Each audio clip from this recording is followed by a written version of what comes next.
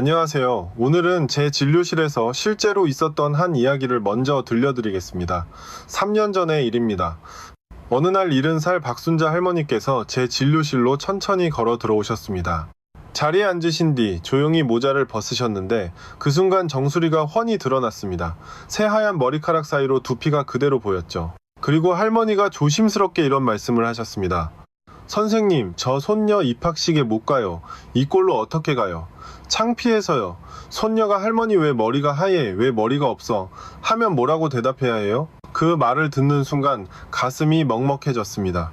평생 자식 키우느라 고생하시고 이제 손주 재롱 보실 나이에 머리카락 때문에 밖에도 못 나가신다니요. 그래서 저는 할머니께 딱 3가지만 알려드렸습니다. 돈 한 푼도 들지 않는 방법이었습니다. 그리고 그로부터 6개월 뒤 놀라운 변화가 시작됐습니다. 할머니한테 사진이 왔어요. 손녀 입학식 사진이었습니다. 손녀는 리본 달고 할머니는 머리 풀고 환하게 웃고 계셨어요. 문자가 함께 왔습니다. 선생님, 손녀가 그러더라고요. 할머니 머리 예뻐졌다고. 저는 자주 울지 않습니다. 30년 의사 생활하면서 감정 억누르는 법을 배웠어요. 근데 그때는 참을 수가 없었습니다. 그 3가지가 뭐였는지 말씀드릴게요. 근데 나중에 먼저 여러분이 꼭 아셔야 할 게 있습니다. 왜 우리만 이렇게 빨리 머리가 새고 빠지는지, 그리고 왜 아무도 이 사실을 말해주지 않았는지. 저는 김정호입니다. 58세 내과 전문의예요. 30년 동안 수천 명의 환자분들을 만나왔습니다. 오늘 영상 끝까지 보시면 여러분도 박순자 할머니처럼 변화를 경험하실 수 있습니다. 한 푼도 안 들어요. 집에 있는 재료로 충분합니다. 시작하겠습니다. 혹시 이런 생각 해보신 적 있으십니까? 왜 내 머리만 이렇게 빨리 새치가 올라올까? 왜 염색해도 한 달이면 다시 하얗게 드러날까? 아무리 비싼 샴푸를 써도 머리카락은 왜 계속 빠지는 걸까? 10분 중 8분이 지금 이 순간에도 이 고민을 하고 계십니다. 그런데 말씀드립니다. 이건 나이 탓이 아닙니다. 흔하죠. 하지만 정상과 흔한 건 완전히 다릅니다. 여러분 잘못이 아니에요. 미리 알려줬어야 할 사람들 잘못입니다. 여기서 잠깐 멈출게요. 중요한 걸 먼저 말씀드려야 합니다. 흰머리와 탈모 다 같은 게 아닙니다. 3가지 유형이 있어요. 유전성, 영양 부족형, 스트레스형. 이 셋은 하늘과 땅 차이입니다. 필요하시면 적어두세요. 첫 번째, 유전성입니다. 부모님이 일찍 머리가 새셨거나 탈모가 있으셨다면 여러분도 그럴 확률이 높아요. 이건 타고난 겁니다. 하지만 유전이라고 해서 포기하시면 안 돼요. 관리하면 늦출 수 있습니다. 두 번째, 영양 부족형입니다.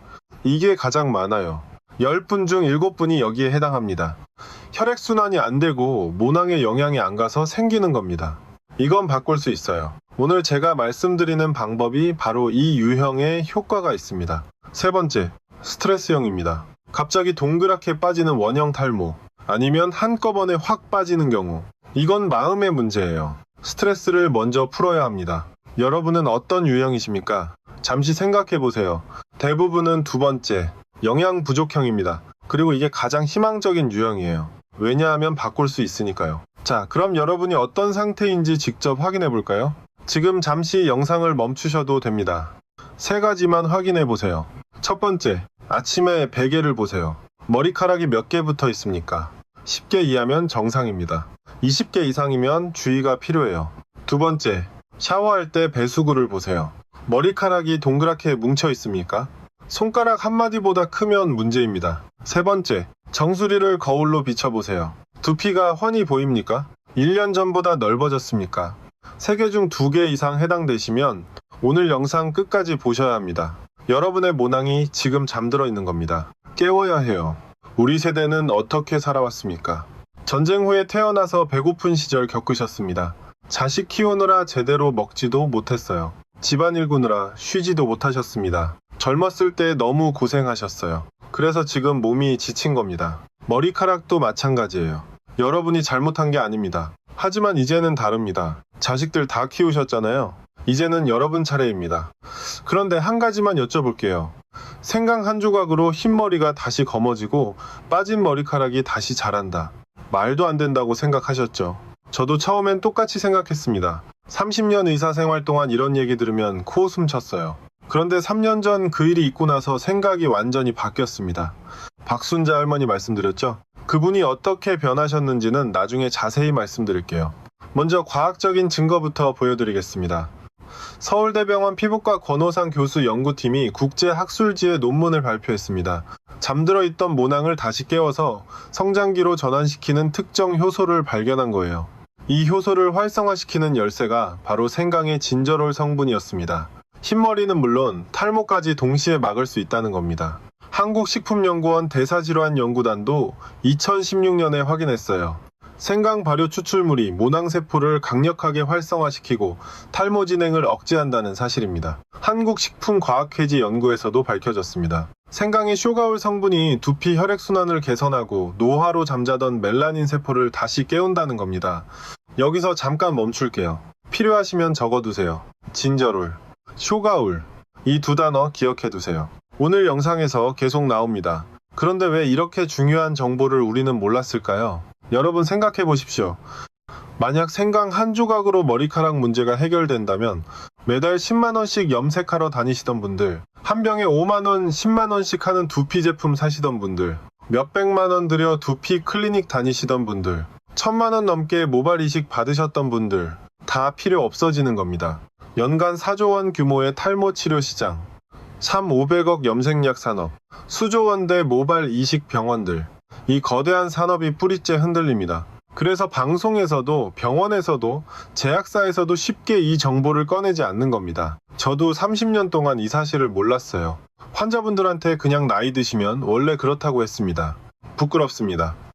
자, 그럼 왜 머리가 새고 빠지는지 그 원리를 쉽게 풀어서 말씀드리겠습니다. 여러분, 머리카락이 원래 무슨 색인지 아십니까? 사실 원래는 하얗습니다. 놀라셨죠? 머리카락이 검은 이유는 멜라닌이라는 색소 때문이에요. 이 멜라닌을 만들어내는 세포가 모낭 속에 있습니다. 멜라닌 세포라고 불러요. 쉽게 비유해 드릴게요. 머리카락 공장이 있다고 생각해 보세요. 그 공장 안에 페인트를 칠하는 직원이 있습니다. 이 직원이 바로 멜라닌 세포예요. 직원이 열심히 일하면 머리카락이 검게 나옵니다. 직원이 일을 안 하면 하얀 머리카락이 나와요. 그런데 나이가 들면서 이 직원이 점점 지쳐서 일을 안 하기 시작합니다. 왜 그럴까요?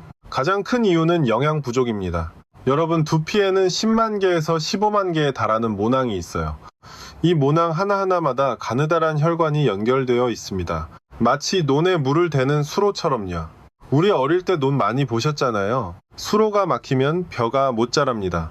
누렇게 말라 죽어요. 두피도 마찬가지입니다. 이 혈관을 통해 영양분과 산소가 공급되어야 멜라닌 세포가 일을 할 수 있어요. 그런데 나이가 들면서 어떤 일이 벌어질까요? 이 혈관들이 점점 좁아지고 막히기 시작합니다. 마치 오래된 수도관이 녹슬고 막히듯이요. 논이 수로가 막히면 벼가 못 자라듯이 혈관이 막히면 멜라닌 세포가 못 일해요. 그래서 흰머리가 나는 겁니다. 여기서 생강이 어떤 역할을 하는지 아시죠? 국립농업과학원 연구에 따르면 생강의 진저롤 성분이 바로 이 막힌 혈관을 다시 열어줍니다. 진저롤은 혈관을 확장시키고 혈액순환을 촉진시켜요. 쉽게 말하면 막혔던 수도관을 뚫어주는 거예요. 그러면 멜라닌 세포에 다시 영양분과 산소가 공급되기 시작합니다. 잠들어 있던 그 직원, 멜라닌 세포가 다시 깨어나서 일을 시작하는 겁니다. 그러면 어떻게 될까요? 새로 자라나는 머리카락에 다시 검은색이 입혀지기 시작합니다. 여기서 더 놀라운 사실이 있습니다. 생강을 말리면 효과가 더 강해진다는 거예요. 민족의학신문에 실린 연구를 보면 생생강을 120도에서 4시간 정도 건조시키면 진저롤이 쇼가올로 변합니다. 이 쇼가올이라는 성분이 진저롤보다 훨씬 강력해요. 항산화 효과도 더 뛰어나고 혈액순환 개선 효과도 더 좋습니다. 한의학에서 생강과 건강, 즉 말린 생강의 약효를 다르게 보는 이유가 바로 여기에 있어요. 그리고 아까 말씀드린 박순자 할머니, 그분이 어떤 방법을 쓰셨는지 궁금하시죠? 조금만 기다려주세요. 황금조 아파트에서 자세히 말씀드릴게요. 그분이 매일 드셨던 게 바로 그거였습니다. 여기까지 잘 따라오고 계시죠? 잠깐 쉬어가겠습니다. 여기까지 보신 분들, 댓글에 열심히 봤습니다 한마디만 남겨주세요. 아무것도 없으셔도 괜찮아요. 그냥 봤습니다 만 써주셔도 됩니다. 댓글 하나하나 다 읽고 있습니다. 여러분이 끝까지 보고 계신다는 게 저한테 큰 힘이 돼요. 이제 탈모 이야기를 해볼까요? 많은 분들이 흰머리보다 탈모를 더 걱정하십니다. 거울을 볼 때마다 점점 넓어지는 이마, 점점 비어가는 정수리, 정말 마음이 아프죠. 여러분, 머리카락에도 수명이 있다는 거 아십니까? 서울대병원 권호상 교수님 연구팀이 밝혀낸 바에 따르면 모발에는 3가지 시기가 있습니다. 첫 번째는 성장기, 머리카락이 활발하게 자라는 시기예요. 2년에서 6년 정도 지속됩니다. 우리 머리카락의 90%가 이 성장기에 있어요. 두 번째는 퇴행기, 성장이 멈추는 시기입니다. 2주에서 3주 정도로 짧아요. 세 번째는 휴지기, 완전히 잠드는 시기입니다. 3개월에서 4개월 정도 지속되고 이 시기가 끝나면 머리카락이 빠지고 새로운 머리카락이 자라나야 해요. 문제는 뭘까요? 나이가 들면서 휴지기에 있는 모낭이 다시 성장기로 돌아오지 못한다는 겁니다. 마치 겨울잠을 자다가 봄이 와도 깨어나지 못하는 것처럼요. 왜 그럴까요? 아까 말씀드린 것과 같은 이유입니다. 영양 부족이에요. 혈관이 좁아지고 막히면서 모낭에 필요한 영양분과 산소가 공급되지 않는 겁니다. 여기서 생강이 어떤 역할을 하는지 말씀드릴게요. 모낭세포 안에 작은 발전소가 있다고 생각해보세요. 이 발전소가 바로 미토콘드리아입니다. 어려운 말이죠. 쉽게 말하면 세포의 발전소예요. 이 발전소가 전기를 많이 만들어야 모낭이 활발하게 일을 합니다. 그런데 나이가 들면 이 발전소의 성능이 떨어져요. 전기를 잘 못 만드는 거죠. 그러면 모낭이 일할 힘이 없어서 휴지기로 들어가게 됩니다. 생강의 진저롤 성분이 이 발전소의 성능을 다시 끌어올려줍니다. 발전소가 다시 전기를 잘 만들어내기 시작하면 모낭이 다시 활동을 시작해요. 휴지기에서 성장기로 전환되는 겁니다. 정리하면 이렇습니다. 생강은 3가지 방법으로 탈모를 막습니다. 첫째, 휴지기 모낭을 깨워서 성장기로 전환시킵니다. 둘째, 혈액순환을 개선시켜서 모낭에 영양을 공급합니다. 셋째, 염증과 세균을 억제해서 두피를 건강하게 유지합니다. 이 3가지가 동시에 작용하면 어떻게 될까요? 빠지는 머리카락은 줄어들고 새로 자라나는 머리카락은 늘어납니다. 그 결과가 바로 탈모 예방이고 모발 성장 촉진입니다. 자, 이제부터가 진짜 중요합니다. 펜 들어보세요. 생강만 먹어도 효과가 있지만 특정 음식과 함께 드시면 효과가 몇 배로 증가합니다. 마치 1 더하기 1이 2가 아니라 10이 되는 것처럼요. 박순자 할머니가 매일 드셨던 것, 바로 첫 번째 황금 조합입니다. 생강과 꿀이에요. 꿀은 천연 항생제라고 불릴 만큼 살균 효과가 뛰어나요. 생강도 살균 효과가 있다고 말씀드렸죠? 이 둘을 합치면 살균 효과가 배가 됩니다. 특히 두피에 염증이 있거나 비듬이 많으신 분들께 정말 좋습니다. 꿀의 당분은 에너지원으로도 작용해서 모낭세포에 활력을 줘요. 또한 꿀에 들어있는 비타민과 미네랄이 멜라닌 생성을 도와줍니다. 만드는 방법 알려드릴게요. 생강을 깨끗이 씻어서 얇게 썰어주세요. 껍질은 벗기지 않으셔도 됩니다. 오히려 껍질에 영양분이 더 많아요. 그걸 유리병에 담고 꿀을 부어주시면 끝입니다. 실내에서 이틀 정도 숙성시키면 생강꿀청이 완성돼요. 아침에 일어나서 따뜻한 물 한 컵에 생강꿀청 1숟가락을 타서 드세요. 공복에 마시면 흡수가 더 잘 됩니다. 단 물이 너무 뜨거우면 안 돼요. 60도 이하로 식혀서 타야 꿀의 영양분이 파괴되지 않습니다. 돈 한 푼 안 들어요. 집에 있는 생강하고 꿀이면 충분합니다. 두 번째 황금 조합은 생강과 대추입니다. 대추는 한의학에서 보혈약, 즉 피를 보충해주는 약재로 쓰여요. 피가 부족하면 두피까지 영양이 안 갑니다. 대추가 피를 보충해주고 생강이 그 피의 흐름을 좋게 해주니까 이 조합이 얼마나 좋겠습니까? 특히 몸이 차고 손발이 차신 분들께 정말 좋아요. 생강은 몸을 따뜻하게 하는 성질이 강한데 대추는 그 열기를 부드럽게 조절해줍니다. 그래서 생강을 먹으면 속이 쓰린 분들도 대추와 함께 드시면 편안하게 드실 수 있어요. 만드는 방법 알려드릴게요. 생강 한쪽을 얇게 썰고 대추 5개 정도를 씨 빼고 반으로 갈라주세요. 물 500ml에 넣고 약한 불에서 20분 정도 끓이면 됩니다. 색깔이 진한 갈색이 되고 향이 진하게 나면 완성이에요. 하루에 2-3번 나눠 드시면 됩니다. 아침, 저녁으로 드시면 좋고 특히 저녁에 드시면 숙면에도 도움이 됩니다. 세 번째 황금 조합은 생강과 레몬입니다. 레몬은 비타민C가 풍부하죠. 비타민C가 왜 중요할까요? 비타민C는 콜라겐 생성에 필수적인 영양소입니다.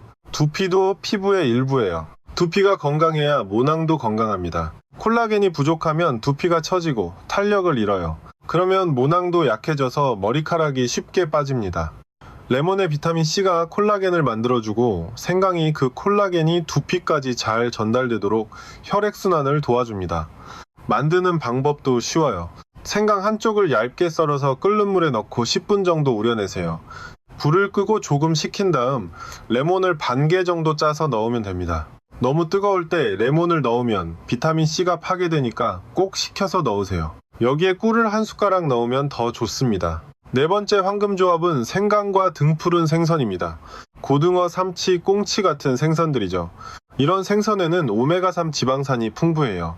오메가3은 두피의 염증을 줄이고 모낭에 영양을 공급하고 두피 유분 균형을 맞춰줍니다. 그런데 생선 비린내가 싫어서 못 드시는 분들 많으시죠? 바로 여기서 생강이 빛을 발합니다.